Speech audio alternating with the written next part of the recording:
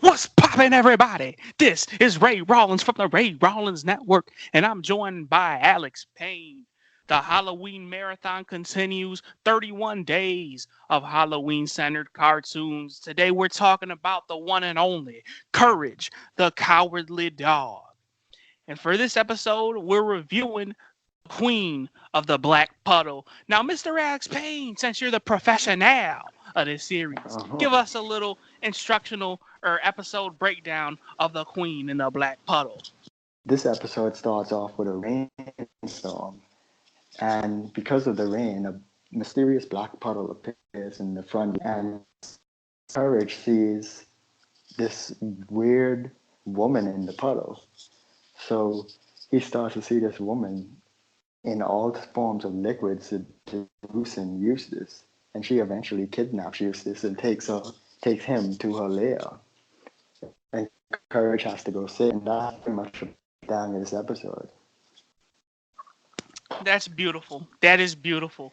Getting seduced by a water woman takes him to her lair, and the dog who he treats like utter shit has to come and save him. God damn.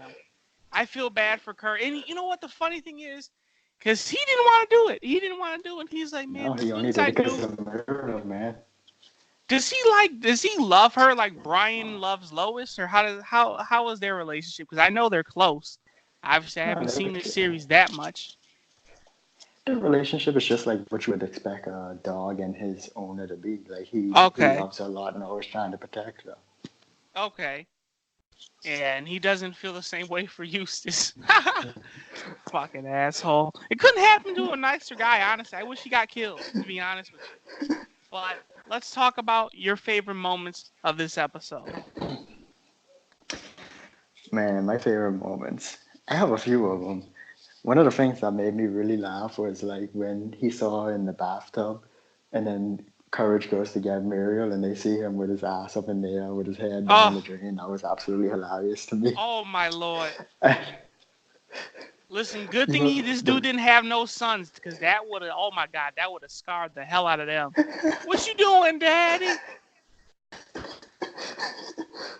another scene that really made me like laugh just because of how bold it was when the water woman came inside the room and just so cold, just be like, Eustace, just pick him up right out the bed, laying next to his wife, just cold as hell, just pick him up Just and took him. gone.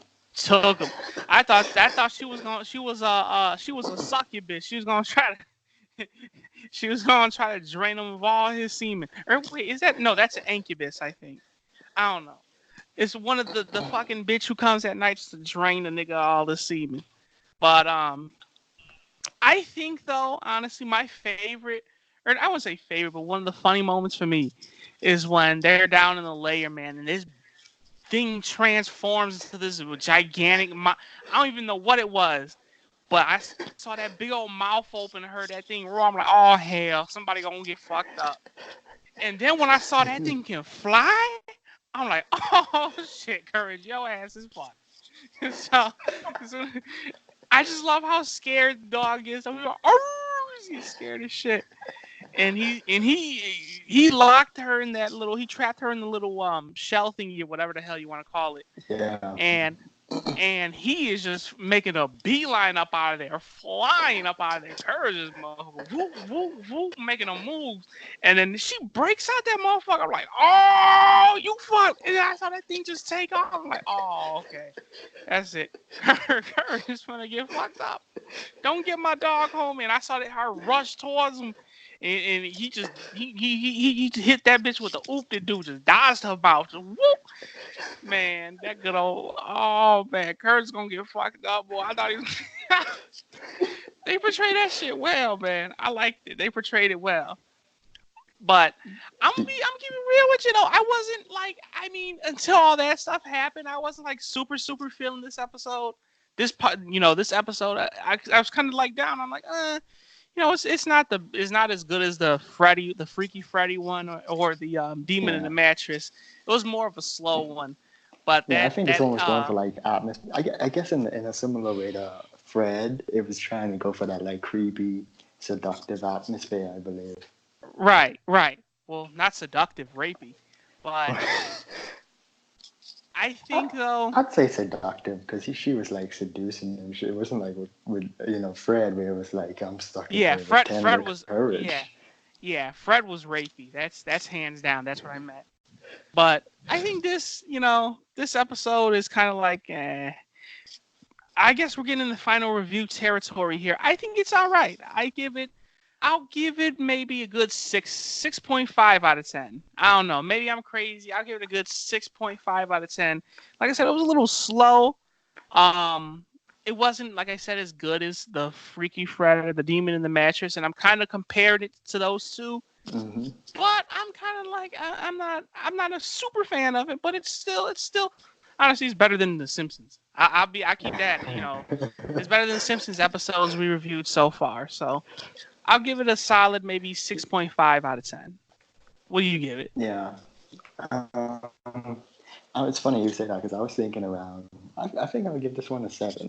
I think I'll give this one a 7. I agree with what you said. Like, I feel like this is one of those episodes where, like, especially if you're not like fully wide awake and fully into it, it can be boring at the first half of it. Right. As you said, maybe boring is the strong word, but it wouldn't be as like it isn't very. And I mean, granted, I don't think it's supposed to be either, but I don't think it's very attention grabbing for the first half of it. Right. It's more of just like, because I think you're trying to stick to like I said, the slow, seductive feel of it, and to Right. see it like slowly take over Eustace. And that's the thing, like, and that's the one of the episodes downfalls to me. Like, I hopped in thinking like, oh man, it's gonna be like them 2 episodes I saw before, and then my thoughts were just dashed. I was like, oh damn, this shit, I ain't feeling it. Then that motherfucking monster bitch start flying around like, oh shit. So, solid six Yeah, point the five second for half is me. definitely stronger than the first. Yeah, I yeah. give it a 7, And you, like I said. all right, good You 7. know what? I think I'll go right there with you. You know what? I think because of like some of the quality of some of the episodes and everything, I think I'm gonna go down to the 6.5 with you. Yeah, I'm gonna go Dang, it lost 6.5. half a Yeah. point. Okay, all right. Well, Yeah, you that gotta pretty be. much Listen, does it. when you're dealing with a lot of great episodes of a show, you gotta be really strict, man. And that's how you should be, because like you said, it's the whole comparison bias, and there ain't nothing wrong with that. Ain't nothing wrong with that, because you're rating it on that type of scale, and because that's how I just rated it as a new person just coming in. So, but we both give that bad boy a 6.5, and with that all being said, we're gonna get up out of here. My name is Ray Rawlins. His is Alex Payne. You're on the Ray Rawlins Network, where we talk cartoons, and we practically do it daily. Come back tomorrow and continue this 31 days of Halloween cartoons marathon with us. And we'll see you there. Or better yet, gotta say it how we always say it. We'll see you when we see you. Peace.